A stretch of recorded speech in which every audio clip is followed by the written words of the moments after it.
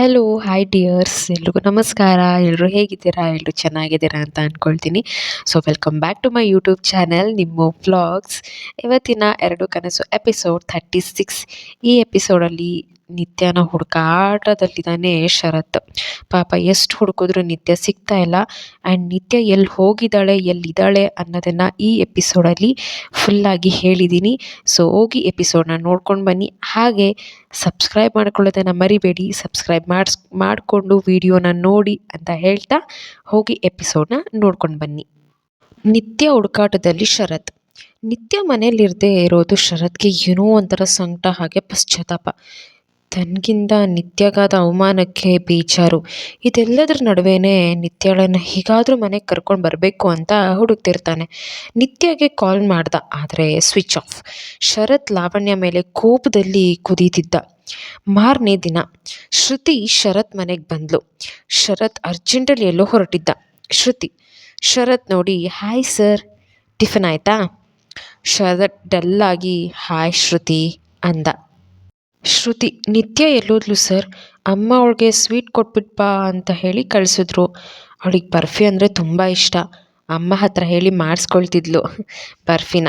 ಅದಕ್ಕೆ ಇವತ್ತು ಕೊಟ್ಬಿಟ್ಟು ಹೋಗೋಣ ಅಂತ ಬಂದೆ. ಅವರು ಅದಕ್ಕೆ ಕಳಿಸಿದ್ದಾರೆ. ಎಲ್ಲಾದರೂ ಹೋಗಿದ್ದಾಳಾ ಅಂದ್ಕೊಂಡು ಒಳಗೆ ಬರ್ತಾಯಿದ್ಲು ಶರತ್. ಹಾಗಾದರೆ ನಿತ್ಯ ಶ್ರುತಿ ಮನೆಗೂ ಹೋಗಿಲ್ವಾ? ಎಲ್ಲೋದೆ ನಿತ್ಯ ಅಂದ್ಕೊಂಡು ಶ್ರುತಿ, ಒಂದು ನಿಮಿಷ, ನಿತ್ಯ ಮನೇಲಿಲ್ಲ. ಶ್ರುತಿ, ಏನು ಮನೇಲಿಲ್ವಾ? ಎಲ್ಲೋದ್ಲು ಸರ್?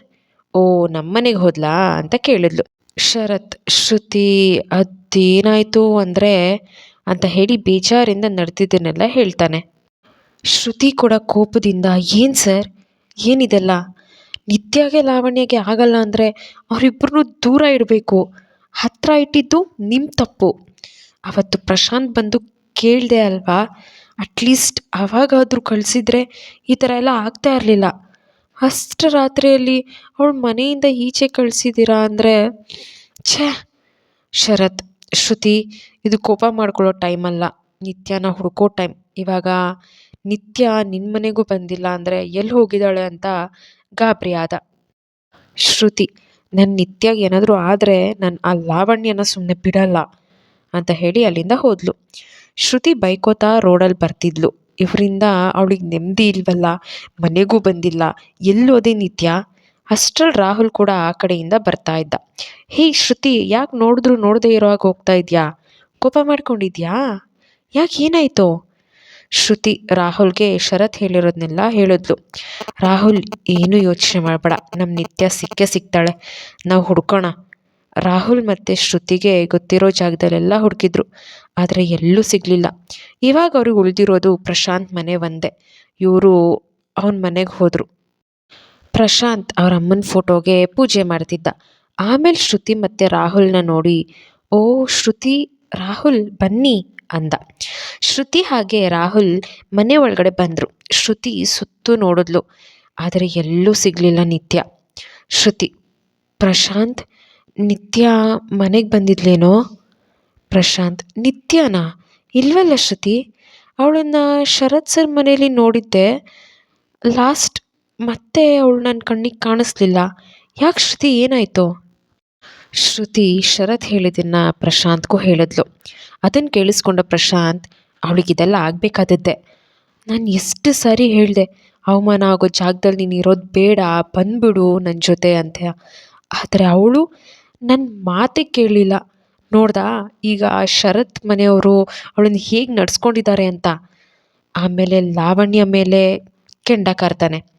ನನ್ನ ನಿತ್ಯ ಸಿಕ್ಕಿಲ್ಲ ಅಂದರೆ ಆ ಲಾವಣ್ಯನ ಮುಗಿಸೋದಕ್ಕೂ ಹಿಂದೆ ಮುಂದೆ ನೋಡಲ್ಲ ನಾನು ಅಂತ ಹೇಳಿ ಬೈಕ್ ತೊಗೊಂಡು ಹೊರಟ. ಶ್ರುತಿ, ಹೇ ಪ್ರಶಾಂತ್, ಎಲ್ಲಿ ಹೋಗ್ತಿದ್ಯಾ? ಪ್ರಶಾಂತ್, ಎಲ್ಲಿಗೆ ಅಂದರೆ ಯಾರು ಅವಳಿಗೆ ಅವಮಾನ ಮಾಡಿದಾರೋ ಅವ್ರ ಗ್ರಹಚಾರ ಬಿಡಿಸೋದಕ್ಕೆ ಹೋಗ್ತಿದ್ದೀನಿ ಅಂತ ಹೇಳಿ ಶರತ್ ಮನೆಗೆ ಹೋಗೇ ಬಿಟ್ಟ. ಶರತ್ ತನಗೆ ಗೊತ್ತಿರೋ ಕಡೆ ಎಲ್ಲ ನಿತ್ಯನ ಹುಡುಕಿ ಹುಡುಕಿ ಬೇಸತ್ತು ಆಗ ತಾನೇ ಮನೆಗೆ ಬಂದು ಕೂತಿದ್ದ. ಪ್ರಶಾಂತ್ ಬಂದು, ಲಾವಣ್ಯ, ಏ ಲಾವಣ್ಯ, ಬಾರೆ ಆಚೆ, ಎಷ್ಟು ಕೊಬ್ಬಿದ್ರೆ ನಿನಗೆ, ನನ್ನ ನಿತ್ಯನೇ ಕಳ್ಳಿ ಅಂತ ಹೇಳಿ ನಡುರಾತ್ರಿಯಲ್ಲಿ ಮನೆಯಿಂದ ಈಚೆ ಆಗ್ತೀಯಾ? ಬಾರೆ ಹೊರಗೆ ಅಂತ ಕೇಳ್ದ. ಶರತ್, ಪ್ರಶಾಂತ್ ಕಾಮ್ ಡೌನ್. ಪ್ರಶಾಂತ್, ನೀವು ಸುಮ್ಮನೆ ನಿಂತ್ಕೊಳ್ರಿ, ಅವತ್ತು ನಾನು ಹೇಳ್ದಾಗಲೇ ನಿತ್ಯನ ನನ್ನ ಜೊತೆ ಕಳಿಸಿದ್ರೆ ಇವತ್ತು ಅವಳು ರಾಣಿ ಥರ ಇರ್ತಿದ್ಲು. ಇವಾಗ ನಿಮ್ಮ ಮನೇಲಿ ಇಟ್ಕೊಂಡು ಕಳ್ಳಿ ಪಟ್ಟ ಕಟ್ಟಿದ್ದೀರಾ? ಶರತ್ ಅವನನ್ನೇ ನೋಡಿ ಬೇಜಾರಾಗಿ ತಲೆ ತಗ್ಸ್ದ. ಅಷ್ಟರಲ್ಲಿ ಲಾವಣ್ಯ ಹೌದು ಕಳ್ಳಿನೇ ಅಂದ್ಕೊಂಡು ಬಂದ್ಲು. ಪ್ರಶಾಂತ್ ಕೈನ ಮುಷ್ಟಿ ಕಟ್ಟಿ, ಏಯ್ ನೀನು ಒಂದು ಹೆಣ್ಣ, ನೀನು ಒಂದು ಹೆಣ್ಣಾಗಿ ಇನ್ನೊಂದು ಹೆಣ್ಣನ್ನ ನಡು ರಾತ್ರಿಯಲ್ಲಿ ಮನೆಯಿಂದ ಈಚೆ ಹಾಕಿದ್ಯಲ್ಲ, ಥೂ ನಾಚಿಕೆ ಆಗಲ್ವ ನಿನಗೆ ಅಂದ. ಲಾವಣ್ಯ, ಹೇಯ್ ಪ್ರಶಾಂತ್, ನಿನಗೆ ನನ್ನ ಬಗ್ಗೆ ಮಾತಾಡೋ ಯೋಗ್ಯತೆ ಇಲ್ಲ, ಹಾಗೆ ಆ ನಿತ್ಯಗೆ ಈ ಮನೇಲಿರೋ ಯೋಗ್ಯತೆಯೂ ಇಲ್ಲ ಅಂದ್ಲು. ಪ್ರಶಾಂತ್, ಸಾಕು ಮುಚ್ಚೆ, ಯಾರಿಗೆ ಯೋಗ್ಯತೆ ಇಲ್ಲ ಅಂತ ಹೇಳ್ತಿದ್ಯಾ? ಈ ಮನೆಯಲ್ಲಿ ನಿನಗಿಂತ ಜಾಸ್ತಿ ಹಕ್ಕು ಯೋಗ್ಯತೆ ಇರೋದು ಅವಳಿಗೆ, ಯಾಕೆ ಮರ್ತೋದ್ಯಾ ಅಂತ ಅಂದ್ಬಿಟ್ಟ. ಅದಕ್ಕೆ ಶರತ್ ಹಾಗೆ ಅವ್ರ ಮನೆಯವರೆಲ್ಲ ಶಾಕ್ ಆದರು. ಲಾವಣ್ಯ, ಓ ನೋ, ಇವಾಗ ನಾನು ಜಾಸ್ತಿ ಮಾತಾಡಿದ್ರೆ ಪ್ರಶಾಂತ್ ಅವಳೇ ಪಾರಿಜಾತ ಅನ್ನೋದನ್ನು ಹೇಳ್ಬಿಡ್ಬೋದು. ಬೇಡ, ಇವನ್ನ ಕೂಲಾಗಿ ಹ್ಯಾಂಡಲ್ ಮಾಡಬೇಕು. ನಾನೀಗ ಸುಮ್ಮನೆ ಇದ್ಬಿಡೋಣ ಅಂತ ಏನು ಮಾತಾಡ್ದಿರ ಸುಮ್ಮನೆ ಹತ್ಬಿಟ್ಲು. ಪ್ರಶಾಂತ್ ಕೋಪದಲ್ಲಿ ಶರತ್ ಕಡೆ ತಿರುಗ್ದ. ಏನು ಸರ್, ಮಾತೆತ್ತಿದ್ರೆ ಸಾಕು ನಿತ್ಯ ನನ್ನ ರೆಸ್ಪಾನ್ಸಿಬಿಲಿಟಿ ಅಂತಿದ್ರಲ್ಲ. ಒಂದು ಮಾತು ಚೆನ್ನಾಗಿ ನೆನ್ಪಿಟ್ಕೊಳ್ಳಿ, ನನ್ನ ನಿತ್ಯ ವಾಪಸ್ ಸಿಕ್ಕಿಲ್ಲ ಅಂತ ಅಂದರೆ ನಿಮ್ಮ ಒಬ್ರು ನಾನಂತೂ ಸುಮ್ಮನೆ ಬಿಡಲ್ಲ. ಅದರಲ್ಲೂ ಈ ಲಾವಣ್ಯ ನಿನ್ನಂತೂ ಸುಮ್ಮನೆ ಬಿಡಲ್ಲ ಕಣೆ ಅಂತ ಹೇಳಿ ಅಲ್ಲಿಂದ ಹೋಗ್ತಾನೆ. ಶರತ್ ಏನು ಮಾತಾಡದೆ ಲಾವಣ್ಯನ ಕೋಪದಿಂದ ಗುರಾಯಿಸಿ ಅಲ್ಲಿಂದ ಅವನು ಹೊರಟು ಹೋದ. ಈ ಕಡೆ ನಿತ್ಯ ಯಾರ ಕಣ್ಣಿಗೂ ಕಾಣ್ದ ಹಾಗೆ ಒಂದು ಬೆಟ್ಟದ ತುದಿಯಲ್ಲಿ ನಿಂತು ಅಳ್ತಿದ್ಲು. ಮನಸ್ಸಲ್ಲಿ ಈ ಪ್ರಪಂಚದಲ್ಲಿ ತನಗೆ ಅಂತ ಮಿಡಿಯೋ ಜೀವ ಯಾವುದೂ ಇಲ್ಲ, ಎಲ್ಲಿ ಹೋದರೂ ಬರೀ ಅವಮಾನ, ಸಿಟ್ಟು, ಕೋಪ ಮತ್ತು ದ್ವೇಷ ಇಷ್ಟೇ.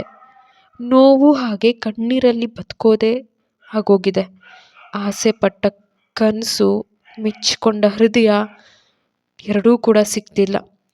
ತುಂಬ ನಿರಾಸೆ ಆದ ಹೃದಯಕ್ಕೆ ಸಾವೇ ದಾರಿ ಅಂತ ಹೇಳಿ ಬೆಟ್ಟದ ತುದಿಯಿಂದ ಬಿದ್ದು ಸಾಯೋದಕ್ಕೆ ರೆಡಿಯಾದ್ಲು. ತನ್ನೆಲ್ಲ ನೋವುಗಳಿಗೆ ಸಾವೇ ದಾರಿ ಅಂತ ಹೆಜ್ಜೆ ಎತ್ತಿದ್ಲು. ಸಾಯಿ ಒಳ್ಳೆ ನಿರ್ಧಾರ ಮಾಡಿದ್ಯಾ ಅಂತ ಚಪ್ಪಾಳೆ ತಟ್ತಾ ಆ ಕಡೆಯಿಂದ ಒಬ್ಬರು ಬಂದರು. ಅದೇ ನಿತ್ಯ ಆತ್ಮಸಾಕ್ಷಿ.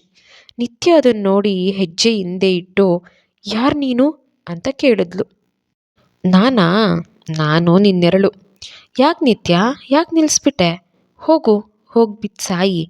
ನೀನು ನಂಬ್ಕೊಂಡು ನಿನ್ನ ಸುತ್ತ ಇದ್ದಾರಲ್ಲ, ಅವ್ರಿಗೆ ನಿನ್ನ ಅವಶ್ಯಕತೆ ಇದ್ದರೆ ಏನು, ಇಲ್ಲ ಅಂದರೆ ಏನು? ನೀನು ಹೋಗಿ ಫಸ್ಟ್ ಸಾಯಿ.